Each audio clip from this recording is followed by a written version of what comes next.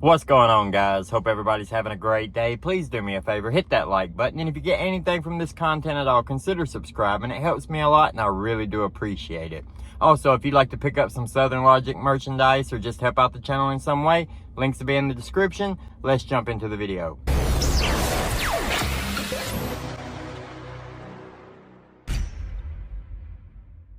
So Jake Paul versus Tommy Fury. Who do y'all got? Who do you think, right?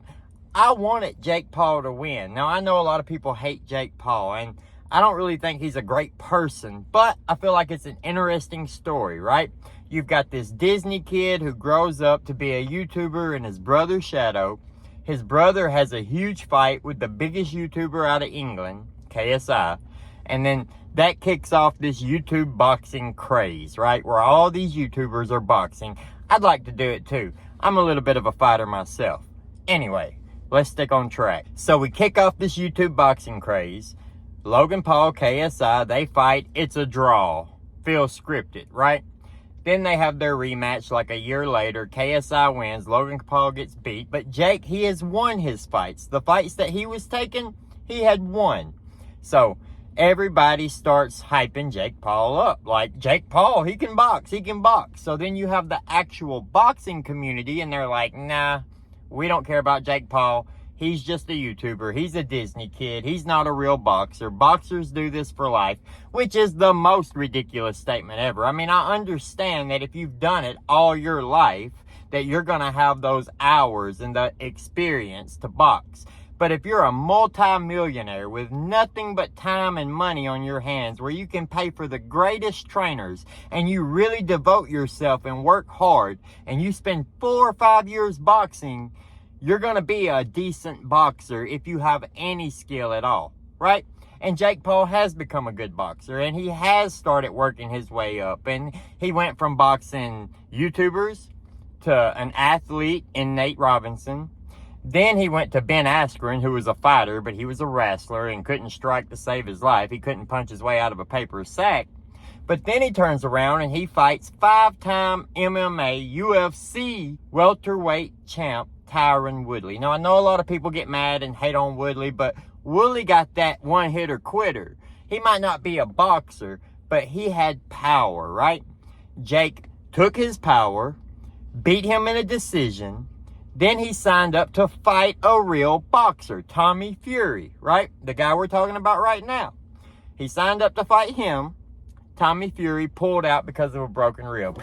Even though Tommy had said multiple times that he could beat him with one arm tied behind his back. Well, beat him with a broke rib.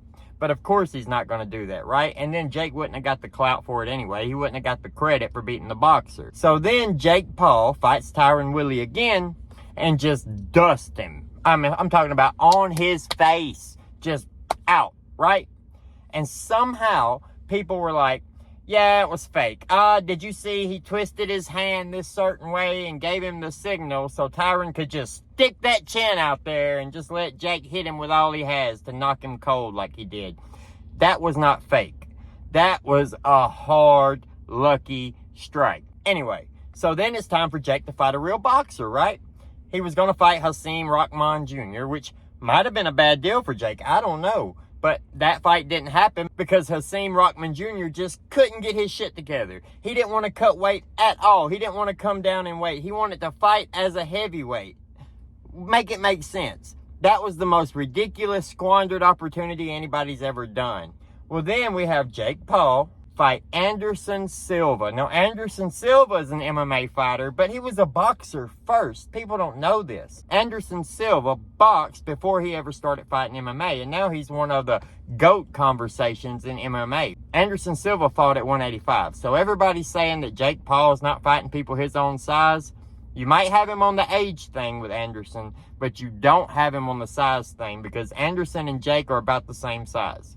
Now, Anderson fought at 185, meaning Anderson probably walked around at about 205, which is about exactly where Jake walks around. So the saying that, oh, he's just fighting smaller MMA fighters is ridiculous. He beats Anderson Silva in a decision. Clearly beats him. I mean, knocked him down in the 8th round. So Jake keeps his power all the way through 8 rounds.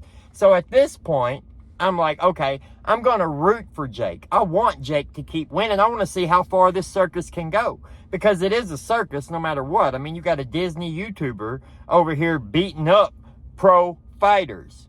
If you would have told me 5 years ago that Jake Paul was going to knock out Ben Askren, knock out Tyron Woodley, and beat Anderson Silva in a decision, I would have told you you were ridiculous. But he has done it. And I don't believe any of these fights are rigged. The people that say that are just annoying. You have to not know anything about the sport or the betting lines or anything to be able to say, oh, well, these fights are rigged. Because then you've got these millionaires, multimillionaires, and celebrities and professional fighters with legacies throwing it all away for just a little bit more money. Give me a break on that. The fights are not rigged. So then we come up and we have Tommy Fury again. Tommy Fury pulls out again, right? Just pulls out. Can't get into the country. No fight. That's annoying. I know we're out of order here a little bit, but I'm just trying to make sure I don't leave out the fact that Tommy Fury has pulled out of this fight twice. Now, Tommy Fury has a lot of pressure on him, right?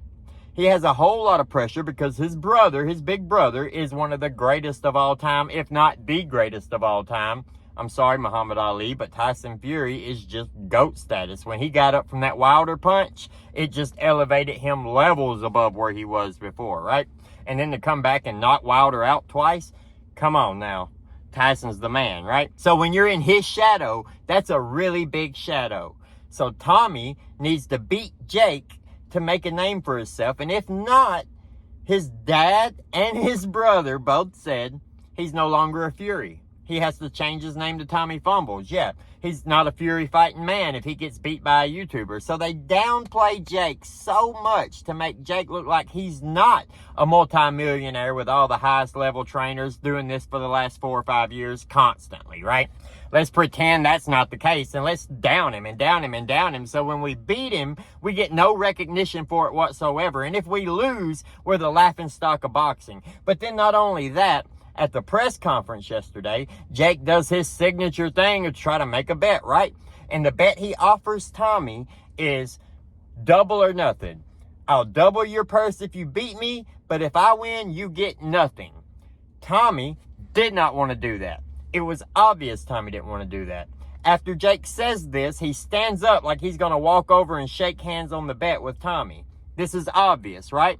But Tommy didn't want to do that. So Tommy jumps up. Why are you standing up? Why are you standing up? Why are you standing up? Sit back down, sit back down, sit back down. He was trying to create a distraction. He was trying to get out of having to answer that question because, I mean, yeah, you're confident, but anything can happen in a fight, right? And he might not think he can beat Jake. I mean, he's already got all this other pressure on him. Now you want him to do all this and go through all this pressure for no money? Really?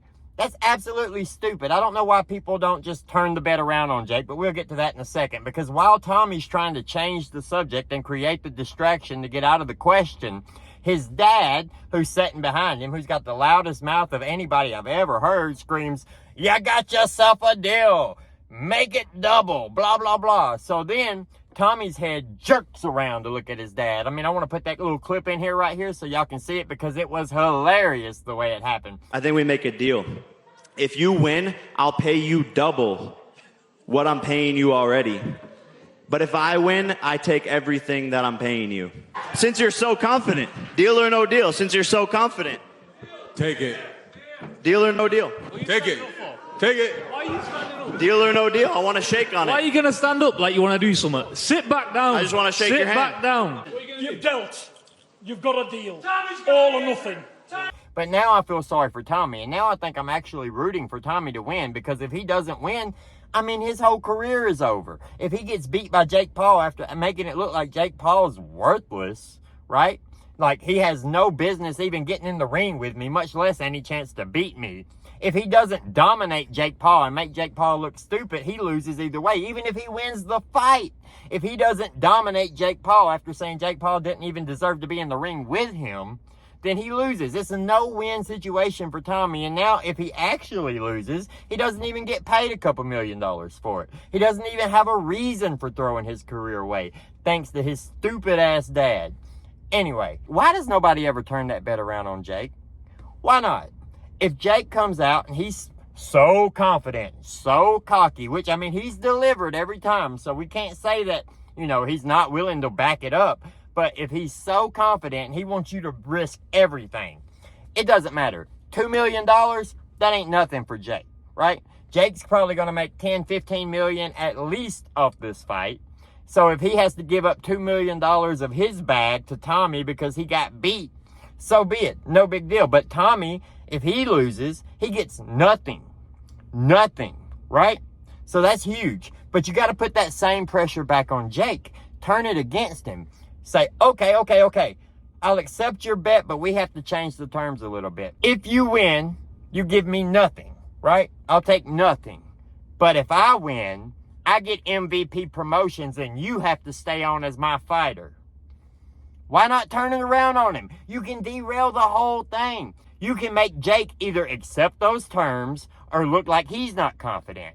Turn it around on him. Why does nobody do this? I don't know. But really, I can't help it now. Now I'm so worried about Tommy possibly unaliving himself if he loses this fight because of all the pressure that his family and everybody has put on him, because nobody wants to give Jake any credit because Tommy's a real boxer and Jake doesn't stand a chance. But somehow, if Jake does beat Tommy, that doesn't make Jake a real boxer. That makes Tommy not a real boxer. Nobody's ever going to give Jake credit for boxing. Who cares? Make your money. Get your bag. Do the damn thing.